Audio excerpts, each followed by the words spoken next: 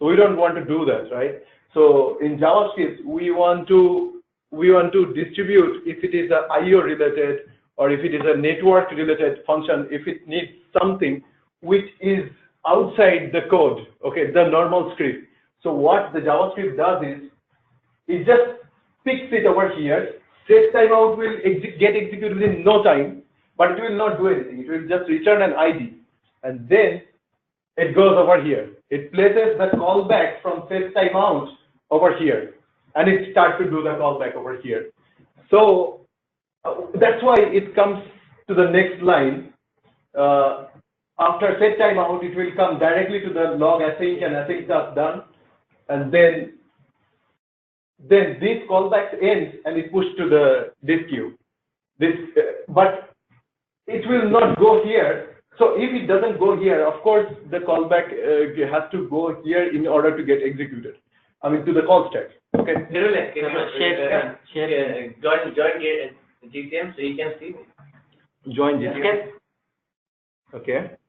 Join GTM and share. I'll make you presenter.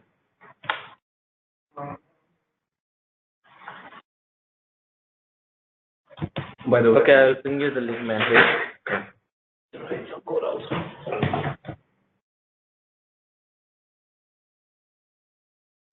Yeah. I ping you the code automatically. Don't worry.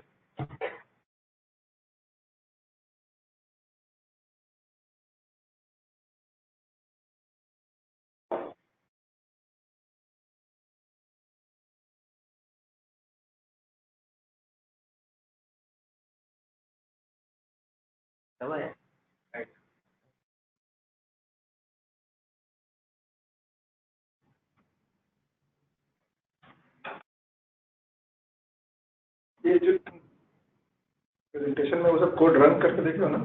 I will run the code. Okay. I mean, I will type the code. No, I will type the code.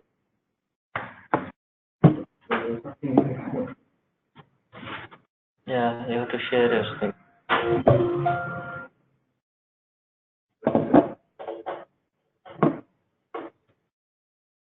Who is that? I think Sukumar. Oh. Meet.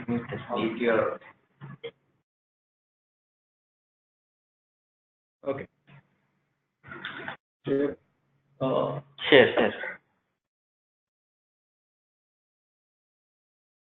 Okay. Yeah. Go ahead. Open your PPT. Okay. So here we were. F5. So yeah, let's go back. So whenever it hits to an asynchronous function, it just goes over here for a while.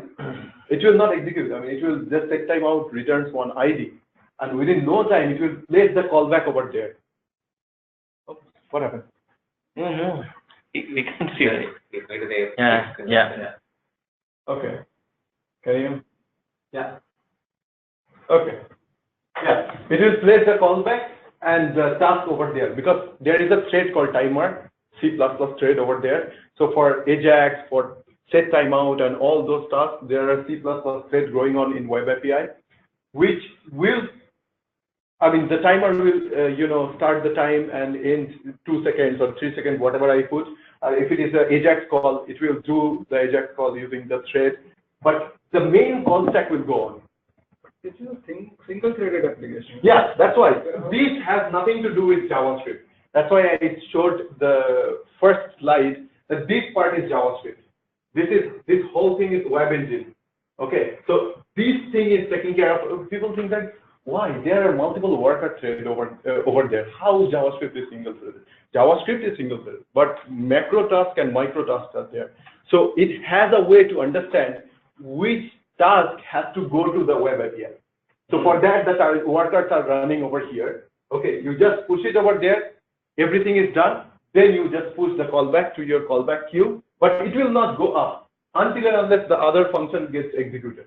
Other function is done, step is done, this is done. So this guy, event loop, will keep checking here if it is empty or not, if I have something in the callback queue or not. If it is there, so it will just, when it is empty, it will just push it back. And then this is done. So even though we have like 0 second, 0 second over here in the set timeout, it is not executing before this function because it is over there in the web API side, then it will come back and execute. So as a C# developer, I feel like we have always in our mind that why it's not getting executed earlier than this, okay? So we understood that the main thing in JavaScript is there are two kinds of tasks, macro tasks and the micro tasks. And macro tasks are getting executed asynchronously because it's getting pushed over here, then it's coming to the callback queue. So how to handle this situation? Now everyone of us know that JavaScript is a JavaScript takes function as a first class, argument you can pass as a function. Okay, so if you want to execute a code block, okay, you just wrap it in a function and you just pass it an argument to JavaScript, and it will get executed that code. So how to resolve that issue? I mean, in the some variable it was not getting set in the proper time. What we can do with that? So the answer is callback. Okay. So what we do, we have a set timeout, and then we have two functions. We have two things, right? We can have a function over here, and whatever you want to do with that function. One second. So let's say I want to pass my code block over here. Wrapped over here, I want to pass my code block. Okay. So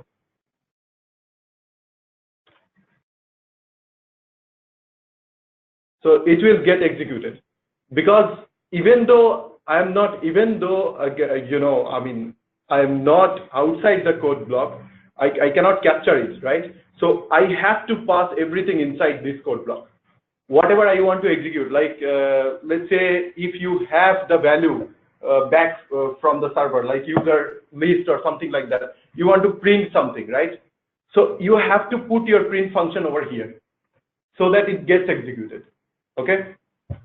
So callbacks are fine, but I think every one of us knows about this kind of situation, like when, okay, let me copy this, just this kind of situation when this happens. And then after this code block 1, let's say 1, there is another code block 2, and there is another code block. Callback change. Yeah. So what happens? This code works. There is no problem with this kind of code, but the problem is, how do you catch the error? Like, let's say what I told a couple of minutes back about, the call stack, when you are done with the call stack, I mean, when you have an asynchronous function, it goes to the web API. So in call stack, there is nothing at that time. Okay, then you are trying to execute the second level of the function. At that time, how you will catch the error? You know what I'm talking about? I can show you in a demo right now. Okay, let's say over here I do a try. Okay, so I do a try over here, and I try to catch something over here, and just I try to catch this over here. We need to know why callback is a problem, okay? Because the error handling is not very smooth. If I show you right now, let's say I catch it over here, okay? I try to throw something over here, okay? Like let's say I try to throw something like error, okay? 1, error at level 1. If I throw it, okay, what will happen? Let's see. Okay, error at level 1 was thrown, right? Because over there I catched. But what if I do the same thing with error at level 2? Means my try catch block is for the upper function, right? If I would have done something like this, will it work? So first one is done. Now it will go to the second one. It will not work because it was uncaught. Because first level function has been already executed and it is in the web API right now. And maybe it's going to the going to the message queue back. It will never ever have that try catch thing anymore because it's out of that try catch. Okay, so all these problems are saying that we need to handle better the callbacks. Okay, so callback we understood, right? Just a block of code we are passing. How to pass a block of code? Of course, wrap it in a function and just pass it to any function as an argument. Okay, and only this asynchronous stuff like set timeout or AJAX, only they know they're inside when they're done. After they're done, they will just execute your code block. Okay, they will just say that, okay, I'm done with this, I will execute the code block. Okay, so this is one way of handling asynchronous call, passing callbacks. But there is a problem. We can see that there could be, branching like this, and this kind of branching. If I would have a for loop in the second level, it will send multiple requests. Like let's say first user came from the first callback, and second callback you pass the user ID and get the blog information or comments information. So you send them in for loop one by one. Can you know that which one will come back? Can you order them? No. Because it's an asynchronous call and it will be branched. Okay, so base case is first call, then the second call, then the third call. But if it's branch in intermediate, it will be very hard to manage. So that's one problem of callback. And another problem of callback is in the beginning of the function you need to pass this whole thing. You need to know that what you want to pass. So there is another way to do that, which is like, let's say I have a var event function. So there is this way to do that. You don't have to attach the callback. You don't have to pass the callback in the beginning. We can do this. We can do this, and instead of passing the callback in the beginning, we just do a set timeout. Okay. So we just put it like 3 seconds and just,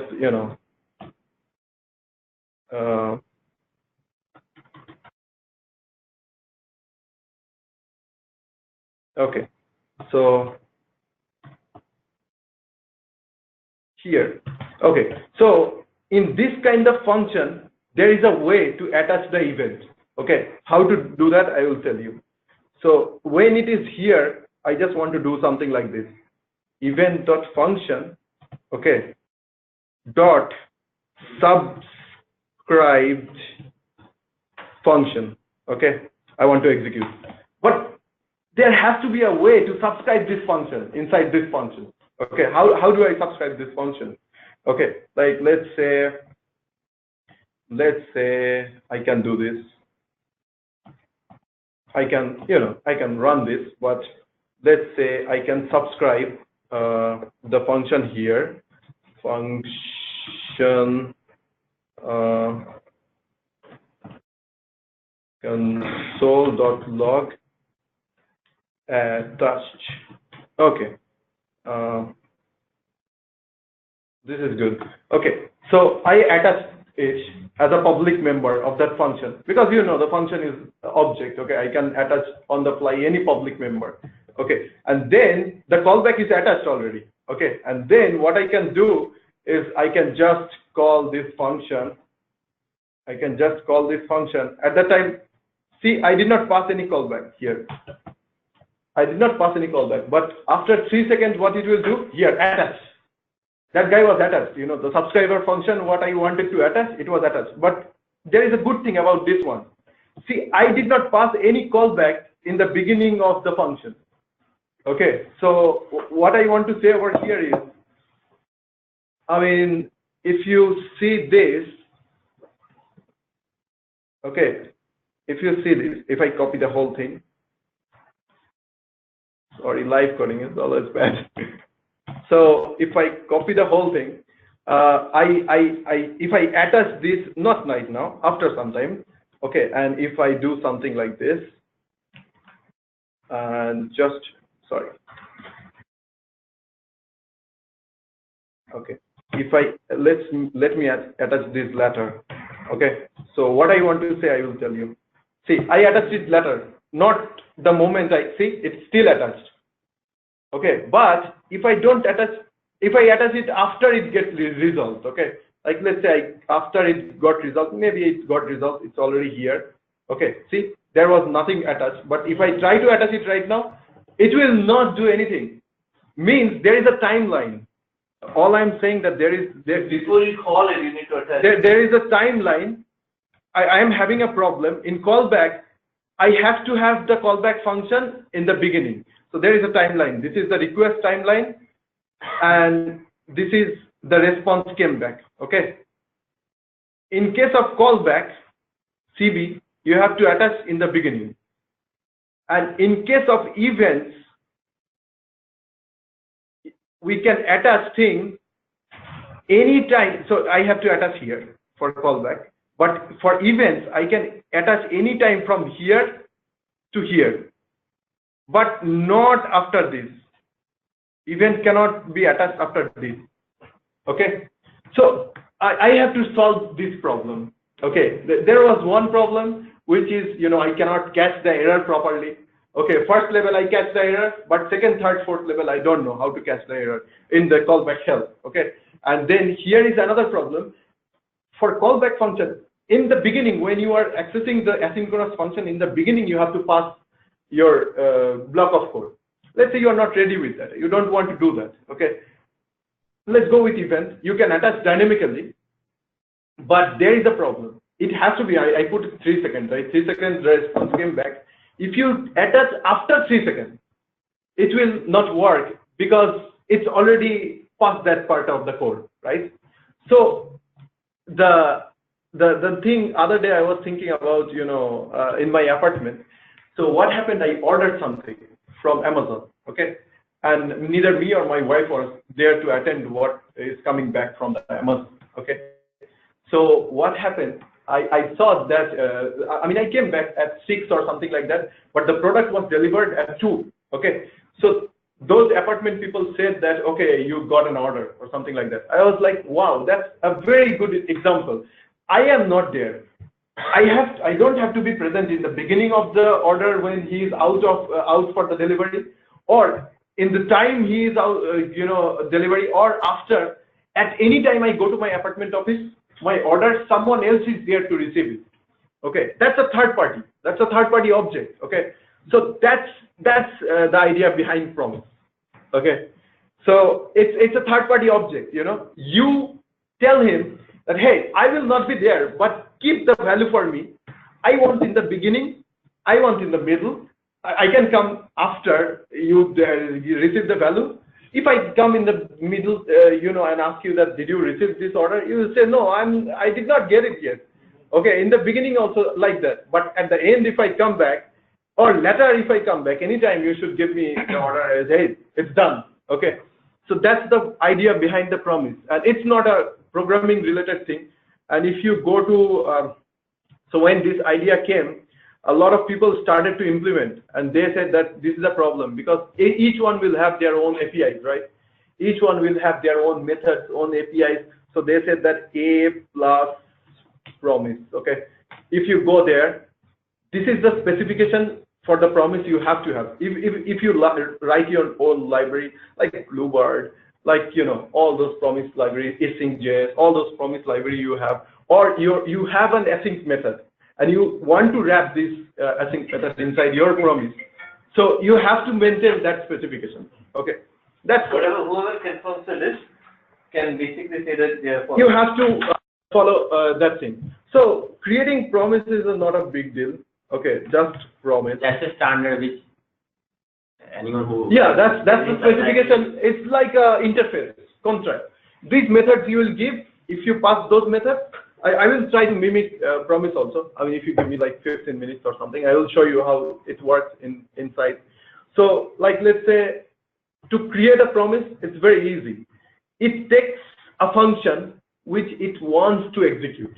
Okay, what you want to execute inside the promise. Okay, like let's say an executor function you can call. Okay, It takes just executor function. And then inside that executor function, you have to pass a result, and you might pass a reject or you might not pass a reject. It's up to you.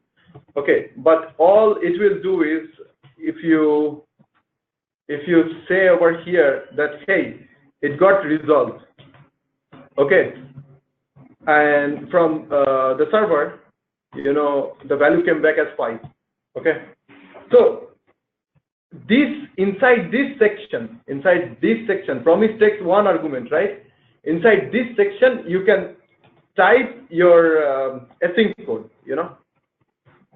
And the good thing about it is promise will keep those changes. You know, whatever from that async code it will return back or something like that, promise will keep those changes. Okay, and anytime you ask him, either it will say that, okay, I'm not done yet, or it will give you back the value. Okay, that's it. It's an object. It's a third-party object. That's the state. Right. I mean, I'm not talking about any state or anything. I will try to mimic the promise over here, and you will understand that how. Promise state. Yeah, a promise is just an object. I will tell you how it works. I will type the code, and you will see. I mean, I will write a code to make a promise. Okay, so just bear with me for some time. So you can type your async code over here. Okay, you can type your async code over here. So what I'm saying is this: you can type your async code. So function tuck tuck tuck tuck. So after your async code has, maybe your async code has a multiple lines or something like that. But at the end of your async code, you have to tell your promise 2 things. Okay, hey, I'm done with the result, because no one else will know than your async function that when it's done. It only knows when it reaches this line. Okay, you can type anything over here. Okay, because this guy only knows that when it's in this line. No one else knows, because you know it's async. I don't know when it will execute, but this guy should notify me. Okay, with a result function, and which is like 5. Okay. Okay. And Nirmal, I got a question. Okay. Who provides the Go ahead. implementation for the resolve and reject? I don't hear you. Okay. Can you speak a Who little bit provides- louder? Who? Who provides the implementation for resolve and reject function? You pass as parameters Oh, to the you are talking about ES6. This one is ES6 promise. right. Who That's what you are provides the right when you call resolve and pass in a parameter, right? Like exactly what you're doing there, the line above where your cursor is. So someone Okay. has to provide the implementation of resolve, right? Who is providing the implementation of resolve? The promise is providing the implementation of the result. Bear with me. I will write a code to show that. Okay. Just bear with me, Sukumar, for some time. Okay. So this is the thing. Okay. Let's say my promise, is it resolved? No, it got resolved. Okay. Let me make it a little bit, you know, late or something like that. 1000 maybe. Like, yeah, like this one is fine. It's pending, and after some time, it's resolved. Okay. So this guy will have the value, and you know, another interesting thing is this result. It's immutable. You cannot change it. Once it's resolved, it will show you always result. Someone will go and change this status to something else and try to do a dot then or something like that. It will not happen. Okay, this guy is immutable. Okay, like let's say now your callback, right? So that callback thing, you can pass it over here. Okay, like that callback, whatever you want to write that code. Okay, you can capture your value over here, and that callback will go here.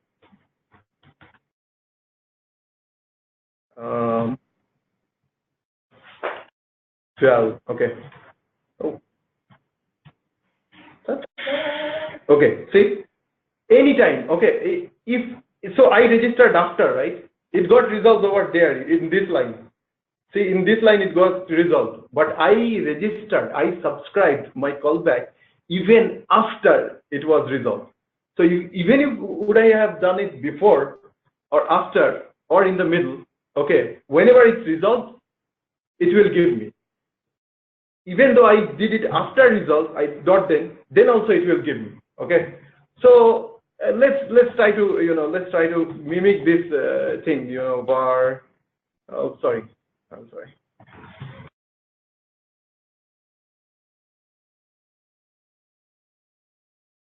Okay. Let's say if I call the function again, will it say that okay, it's resolved, so it won't execute it, or it will execute and change it will execute. So anytime you should go and get the value. If it so you did not register to the promise. Okay, you just add the promise. You just knew of the promise object and you put your asynchronous code inside, right? And you just enter that. Means you just execute the code.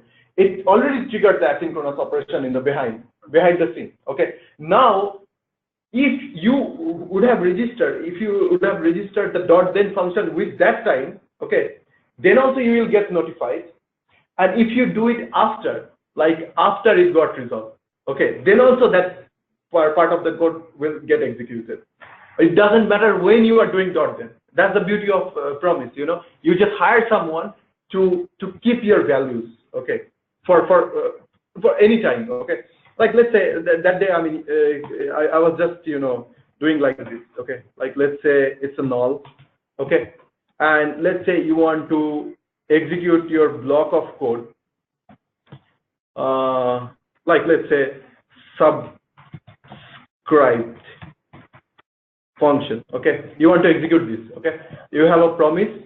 I mean, I'm just showing how internally it works so that it becomes a little bit clearer. But barely we need to create a promise because most of the library you are using, they already implemented the promise. I mean, most of the async thing you are using, they already implemented the promise. Okay, but you might need to use a promise too. Okay. So let's say a subscriber function, a value. Okay, and then someone. Okay. Whenever your async code will be resolved, it has to tell me that, hey, it has to notify me, right? So if it notifies you, what do you want to do? If it notifies you, it might notify you with a value that user came back or something like that. If that happens, then you just do nothing. You just get this one and set this one. Okay. Okay, that's it. Your resolve happens. But I will tell more thing. And you do one more thing. Okay, you just get this block of code. Okay, and you say that, okay, my promise was resolved. If someone is registered for my promise, I mean dot then you want to execute something, right? If someone is already registered, okay, and it's not null, then just go and run it. Okay, whenever, I mean, I'm saying that from somewhere I will register this block of code from the sky over here. Okay, the block of code. Okay, so if it is already registered, on resolve, what I want to do, I want to execute it. Okay, that is my callback. Now let's say that there could be another thing, which is to register, to subscribe your block of code. Okay, so for that you need a dot then. Okay, and then let's say I will add the value later. Okay, and then you will do something. You will say that if it is dot then, can someone give me the charger?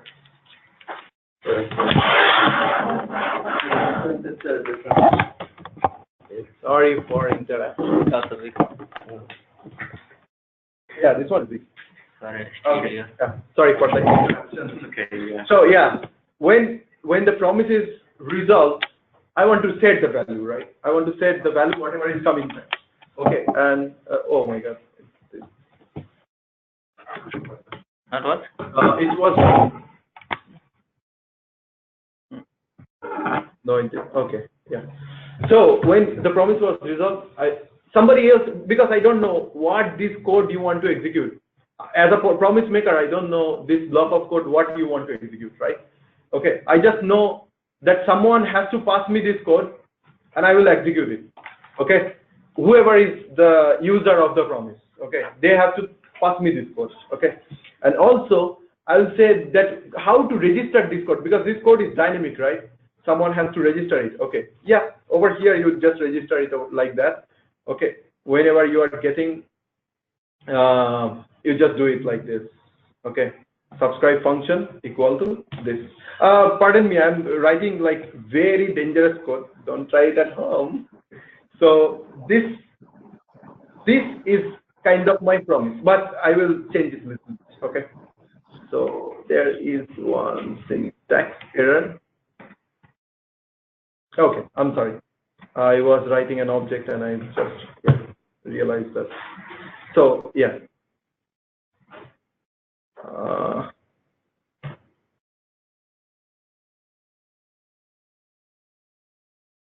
Okay, so Replace semicolons with comma. yeah, right. Thanks, Sukumar. You are up till now and listening. I am very much thankful for that. There is one more.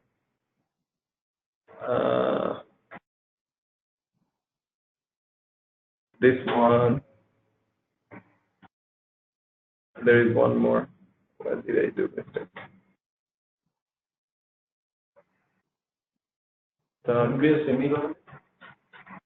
No, this is good. This is good. That's because blah blah promise wasn't defined anywhere. By the time you use blah blah promise dot value, blah blah promise. Oh no, that's fine. That should be fine. Okay, that works.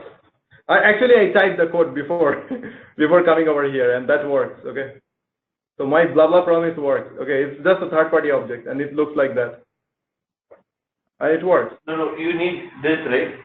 Because inside you're accessing as blah blah dot value. No, it's fine. It's fine. I'm just writing an object. Okay, and I'm sure that I did some other mistake, which is very. Just one moment, okay? Bear with me. Oh, sorry. Yeah, I got it. No, this is fine. I thought about I thought about the other one. That's what I was saying. Oh, I'm sorry, Sukumar. I'm sorry. I thought you were talking about inside. Okay, inside it will be there.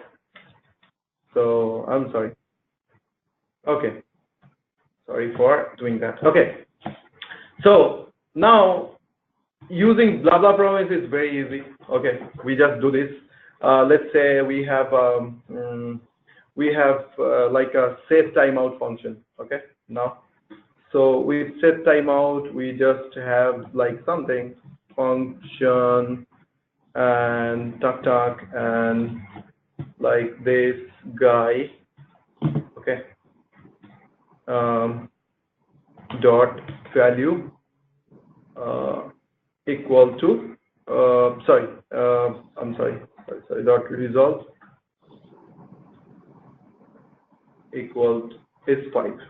So whenever set timeout is done, I'm just resolving with a 5, right? So now if I go and check blah blah promise, so it has a value 5. Okay, so we are getting there, I think. So now if you do something like that, let's say whenever our promise has been okay, let me copy this code and let me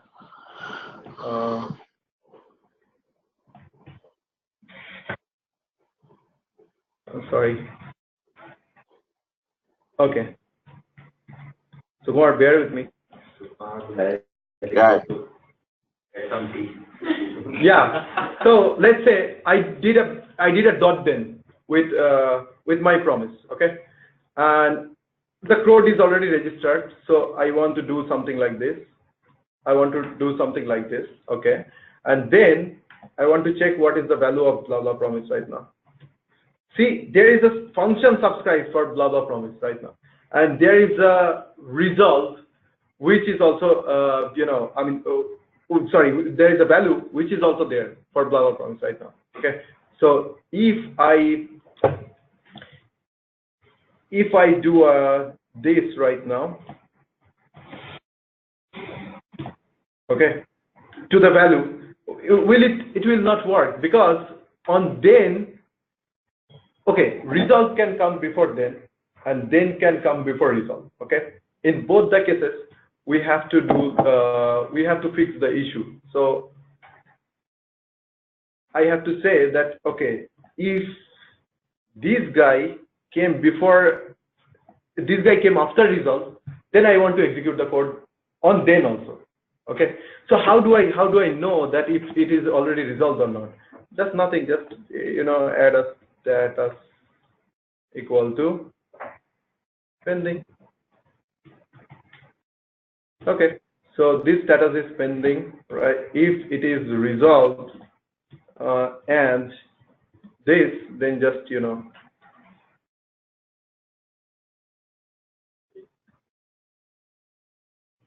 then just execute the code. Okay, and also I'll do one more thing.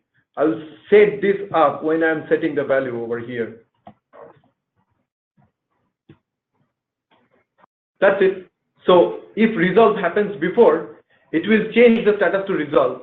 And if I am doing then later, I'll check, okay, I am already resolved. Let's let's just execute the code directly.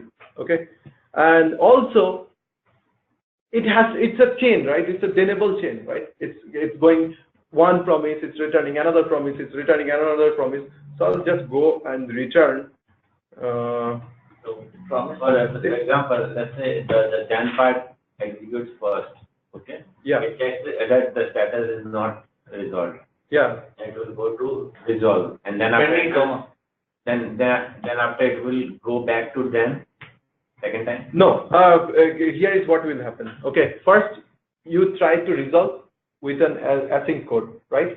And I did not do then at that time. Let's say I did not put a then at that time at all. So first I did a resolve, right? What will happen? It will go to do resolve, and it will check that is there any callback function registered to this? Is there any subscribe to this? It says no. Okay, it will not do anything. It will just change the value to resolve, and it will assign the user or whatnot. Okay, but when you will try to do then, at that time it will say that it's already got resolved. Okay, let's execute the function directly. Let's execute the executor function directly. Then will be executed once that promise is resolved? Not really. Okay, if then will be executed, right? When your promise is resolved, then do this. Yeah, no, don't go by the word like this. Okay, of course, that's your callback, right? That's your callback function wrapped inside then. Okay, but let's say when, let's say the timing, what can happen? You are newing up your promise and you have put a dot then. Okay, and you pass your executor code and you put 10 seconds.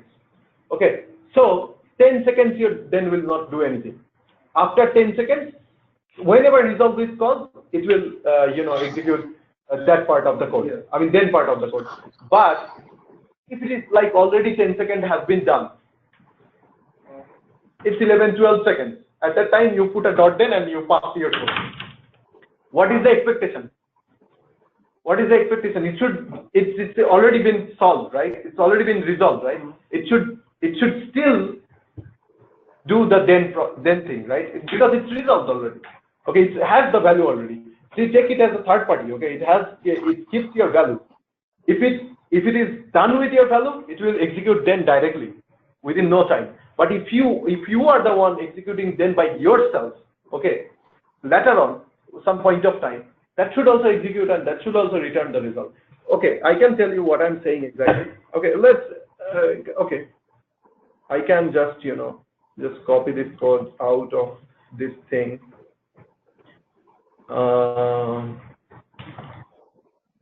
Okay, and I can say that new promise, right? So like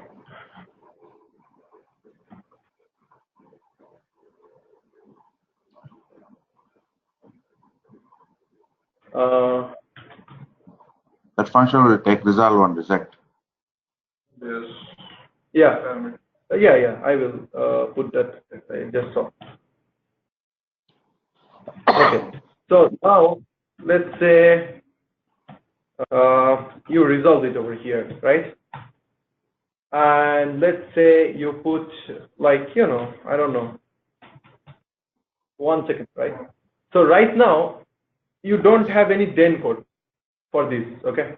Actually, you know what? I should have done this.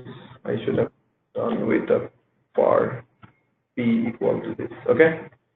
But after 1 second, let's say 1 second has been done, it has been resolved. If you do p dot then, and if you try to execute your code, function tuck should console dot log. Okay. What it should do? What is the thing that this promise has been already resolved, right? Yeah. So it should, how many times you pass right now, okay, with different parameters like hi or hello, it's already there. I mean, it's already resolved. It should pass down the value to you. I mean, resolve is not triggering your this callback right now. Then is triggering the callback right now. I mean, then is the one who is seeing that it's already resolved. The status, what code I wrote over here, if you see it properly, that's why I wrote this code. Okay, so when you will do a resolve, it will resolve if there is a code over here. There is a code you registered using then, it will resolve that code. But if it is not, then I mean, at that time of the result, there was no code over here. Okay, I mean, it was null. You did not register the code. You forgot to register the code, and you want to register later on in the application. I don't know, anytime later on. So you can. What you are saying is, if the status of promise is pending, and if I execute that then code, it will be executed. No, pending will not execute it. I see. Because only when it is that promise is resolved. If promise is resolved, and if you would have registered, I mean, there is a code registered, there is a code subscribed already. Okay, it will right away, execute that code. So why that? It has nothing to do with getting the result or anything. Yes. No. Why? There is. No, because if it is already resolved, then we just get that value and pass it to the Code block inside then will be executed only if your promise is resolved. yes. Right. Right? Right. That's what I'm asking. Right. Yeah, it will only be resolved, and maybe you did not. I mean, I'm saying one scenario. The good thing about promise is at any time you do dot then, okay, it will give you back the result. If it is already been resolved. Any time if it is already been resolved, because at that time you are the one. Okay, will you do this? Hey, my order is there. My order is there. My order is there. Will you do this? Or your order is there. You want him to tell. Okay. There is one scenario. Another scenario, you don't even register to this guy yet. Okay. Suddenly, oh, I think I got an order. Okay. Registered this service. Okay. You got your order. The moment you registered, you got your order. You know what I'm saying? So those two could be the scenario. The good part is, you don't have any timeline to do that. You can do it anytime in your application. In the beginning, in the middle, and in the end. At the end. Okay. So can you cancel a anyways, promise? what was the question? Well, can you cancel a promise? Can you cancel a promise? I don't know how to cancel a promise. I know it will be pending and it will be resolved because it's immutable. I mean, the status of the promise is immutable. You cannot touch it. Okay. I don't know how do you cancel a promise. Yeah, correct. Is there any way you cancel a promise? I don't think so because it's immutable, right? Now, up until now, there is no way to cancel a promise. That's part of the spec. But in the future spec, they do have something to cancel a promise. But I don't know how they're going to do it. Okay. So, anyways, all I wanted to say is that, see, my promise registered a code, right? And then you just resolve it, okay? You just resolve it using like, any set timeout or anything, okay? I'm sorry.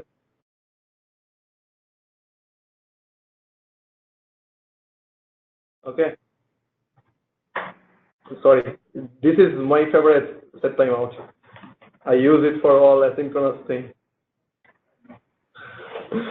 So, like, let's say, what will happen? What will happen that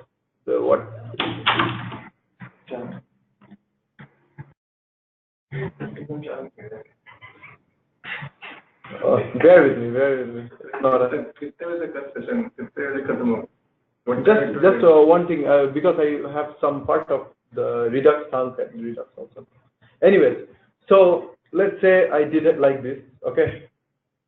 And that's undefined. I know why, because I did not pass it to then function. Okay, I have to do it over there also. But it did. What I'm saying that the code got executed. Okay, so I'm saying, so you understood the promise API, right? I mean how it works. So it's a third-party object where we can register our value, and we can ask anytime. So good thing about promise is it's solving the timeline, it's chainable, and the dot then again returning another promise, so that you can chain your task. But bad thing is still I'm not seeing those execution I used to see in my synchronous workflow, because I have a debug point. All I know is I put a debug point and I go one by one. Okay, so ES7 I think did something like this. Okay. There is one thing generator, I will come back to it, but ES7 did something like this. Okay, so it's a function. If you put this keyword in front of it, okay, and if you have if you have a var b equal to a, look at that, it's a promise. So async keyword in JavaScript is like a syntactic sugar. It's just, you have some async task, okay, just put a async keyword on the top of it. What it will do, what I was doing, I was wrapping my whole async work inside the promise, right?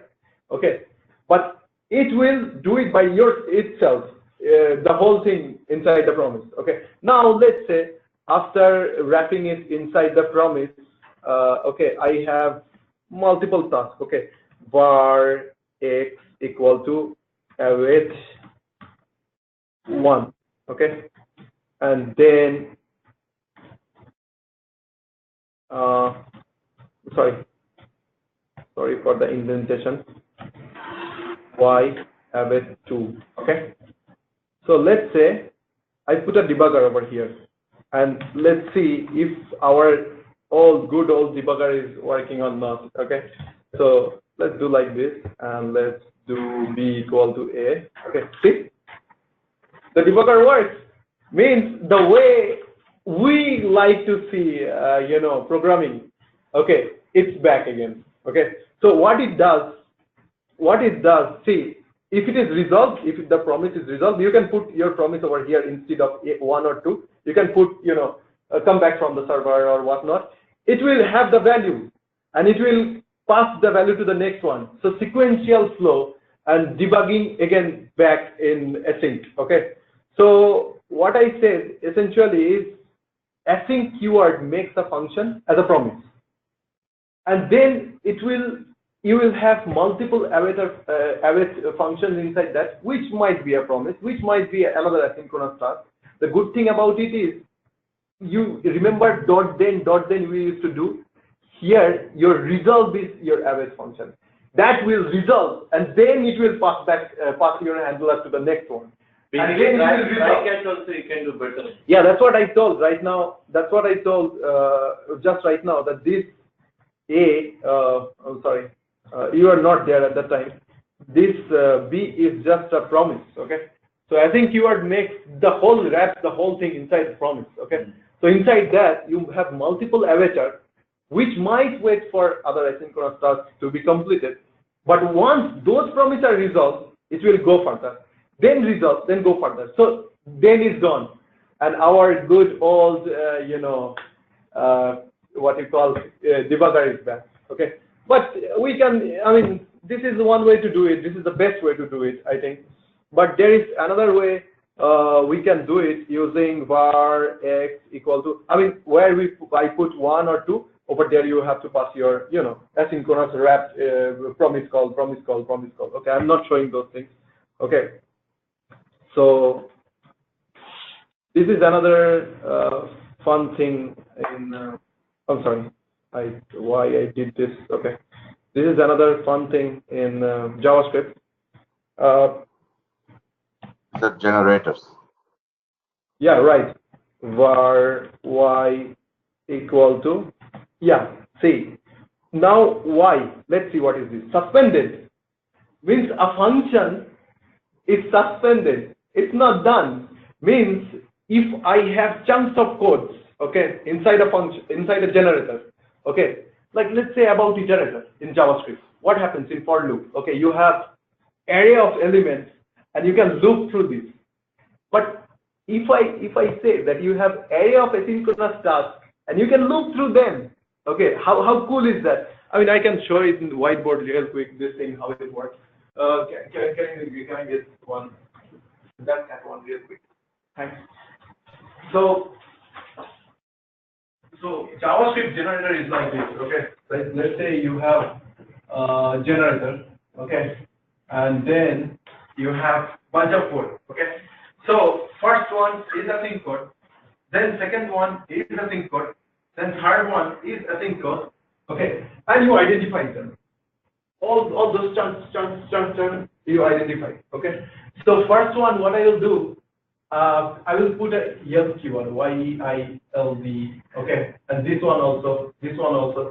Okay, that will break the whole code into chunks, and you can look through them. Means you can just, and this function will be paused. If you call that if from outside, it is suspended. It will do nothing. It will do nothing. It is suspended. It will not be done until and unless you put a dot next. When you put a dot next, it will come to the first one. It will take this chunk like a for loop. It will go out of this function. It will pause it over here. Okay, pause. Make a pause. And it will go out from the function, and it will resolve this whole promise or whatnot, get the value back in this line, and then supply this value to this guy, and then again go out. Okay, so in a for loop, I am breaking down tasks of a function in chunks, and then I'm looping them. That's the power of the generator. Okay, so here what I can do, basically, I can think of an array of asynchronous tasks, and I'm looping them. First one will be done, then only the next one will be done. Then only the third one will be done. And the good thing about it is debug point. Loop sequential, loop synchronous. Okay, like our previous thing. So dot then, we made good progress from callback shell to dot then, and from dot then to the generator, and from the generator to async await. Async await is the best part, because I think it's in ES7, and it's I don't know how much it's in the market right now. Async await is in ES6, right? No, I think it's ES7. I think it's ES7. I saw it. Async await. Yeah, async await. ES6. I'm not sure about that, but ES7. ES7. Yes, yeah. Me too. I saw it in ES7. Anyways, that's not the thing, right thing. Okay. The thing is, that is so powerful. I showed you how that debugger was back, and in generator also we can use debugger. Okay. So that was pretty much about how to handle asynchronous codes in JavaScript. Okay. So now I have something to tell about basic Redux. Okay, because it's 5:05. Do you want to start today? No, it's just it will just take like 5 minutes or something like that. We can do it. Take 10 minutes. 5 minutes. We know. I have like 5 minutes left only. 5 to. Normal, we know your 1 minute and 5 minutes. It's 5 minutes. Only 5 minutes. It will not go more than that. I mean, if it goes more than that, it's fine, right? If it is okay. So I created a basic page. Okay, here there is no React, nothing. Okay, because a couple of people asked me that how this Redux works as a layman language or something like that. So it's a basic Redux page. All it has a Redux CDN link. Okay, nothing else. So before saying what is Redux and all those things, the problem is this, that we have multiple components in the component related library like React or like Angular. Like let's say in one page we have 2 components or 3 components, okay, and they all are talking to each other. Like let's say we go to a shopping cart and you add an item to the cart. So your cart list now has a couple of items, and your cart counter has to also increase. Means whenever this is happening, you are adding items to the list, that counter also needs to know. And let's say there are like 40 components in your page, and in worst case, it's a very connected graph, I mean each one is talking to the other one. So 40 C2 combinations will be there, you need to handle, which is like awful situation. So in other way, if there is someone else who can keep all of our value, I can register over there, and then I can just put the value, and whoever is the interested party, they can get the value back. Okay, that's the whole idea about Redux. Okay, but there is a buzzword like reducer. Reducer takes the old state and it will give you back the new state. Okay, so why is old state? Why cannot we modify the same state? Okay, why this immutability? Why it has to be pure constant? That's the most part I saw people some of my friends say about. So if you see, if you go to source, I have basic Redux page open, and at night I was playing with it. Okay, so if you see, there is a hash change field over here. Okay, so if you have a change from old state to new state, then only this will notify you if you are subscribed to Redux. Okay, so see this guy what he's doing. Okay, see this guy what he's doing. Okay, it's calling your reducer and it's sending you the previous state, and it's getting the new next state. So between previous state and next state, if there is no change, it will not notify you. But how Redux knows that those 2 states are different? It checks through immutability, means it just checks if those 2 properties, if those 2 states are in the same address or in the different address. If you are in the same address, like if you have the same state and you change the same state, if you muted the value, and if you change the same state and you return it back, there is no hash change. It don't work. That's the pure function about Redux. Okay. So all I am saying that you have a bar A equal to like 5 minutes it will take 1, 2, 3, right? And then you have a B equal to A. Okay. And then you do like this B dot push. Okay. 5. Okay, what will happen to A? Look at that. What will happen to B? It's pointing to the same object. So like, for this, like JavaScript has something. You can do like this, A, and you can add something like this. Okay, so C is intact. Now what about B and A? Is intact. They are 2 different people. Now Redux will tell you that, oh, there is a change. There is a change. Same for the object also. If you have an object, you have to use object.assign or something like that. Or there are div freeze, immutability, so many libraries. They are all enforcing us to not to impure the Redux component. Means whatever they are passing, don't change that.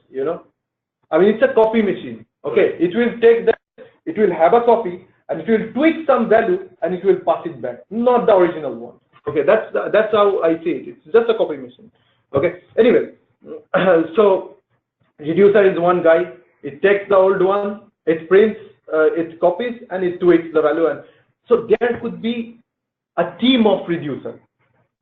Each one is doing some particular thing. Like one is doing order, one is taking care of order change, another is loading or not, another is this or not, that or not. Who will take care of it? Root reducer. Who will tell that, see, this chunk you change. Okay, but it doesn't tell you that this chunk you change. It goes to all the reducer and it finds, oh, this chunk or not, this chunk or not, this chunk or not. So you just go there to proper reducer, theme of the proper reducer, and you change that part of the value. Okay, that's just I was telling. So as a layman, when I started to write about Redux, okay, I saw that there is Redux. Of course there is a store, right? I mean, you want to store your variable in the store, right? So I was just trying to like exploring over here. So I thought that, okay, there is a create store method. Okay, you know what I did? I pass it like this. And I thought there is an error. What? Its reducer has to be a function. Means it's expecting us to pass a function. Okay, I did like this. And then it was defined. Okay, empty store, which is fine. Then after that, I did what? I did this, and I tried to dispatch something. Okay, means whatever in the reducer, if I want to hit the reducer, I want to go inside the reducer. Okay, so just to hit the reducer, I was dispatching something for fun, and there is a dispatch method. Oh, again error. It's saying that action must be a plain object. So It's not in plain object. what? Oh, store reconnecting. How to do that? Some problem with the machine. No. I think you said 5 minutes. That's right. Oh, what was the code? You should have 0411. 0411. Okay. It's happening. Something is happening. Okay. So I used dispatch method, but still it's complaining that a plain object has to be, action must be a plain object. Then I said, okay, a plain object, it means, okay. But no, there is a type property inside the action object. It's missing. Okay. Very good. Type is like hi. Cool. It got, I mean, this got created. Okay. So if you see that var, okay. So let's not talk about this one. Let's now little bit change the whole thing what we have done. Okay. Till now.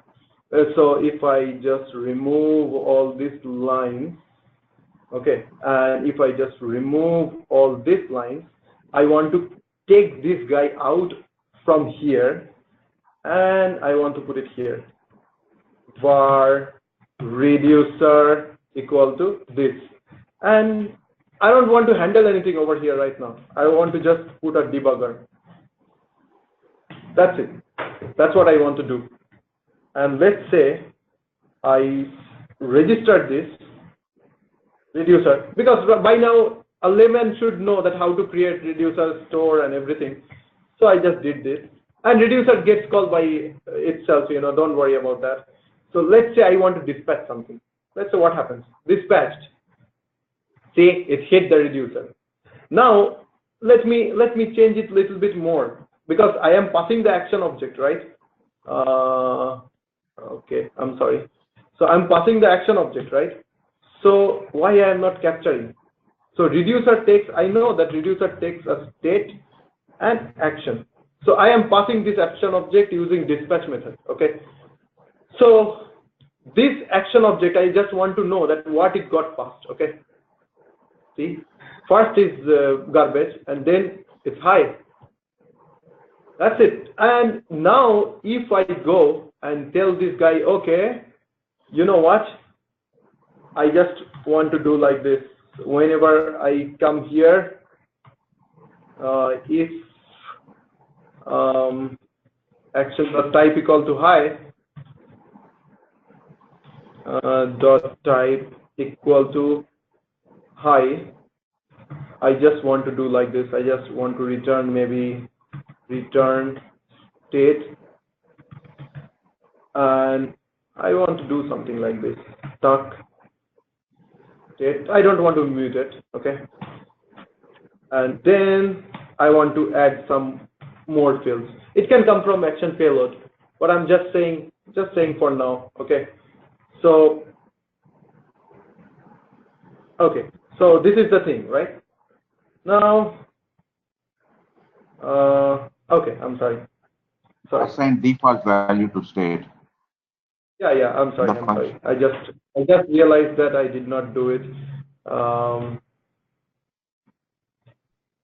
Thanks, Sukumar.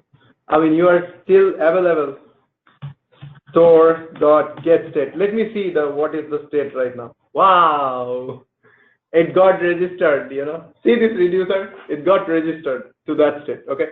So what is the problem with this kind of coding? Okay. Now we are always passing this this function, this action object. Okay. Instead of hi, we can pass other thing also, but it's an action object, right? Or what if there is a workflow, like you are asking something from the browser, from your backend.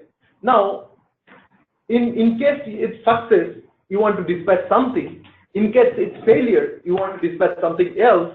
So this will not work, right? Because it's taking a plain object.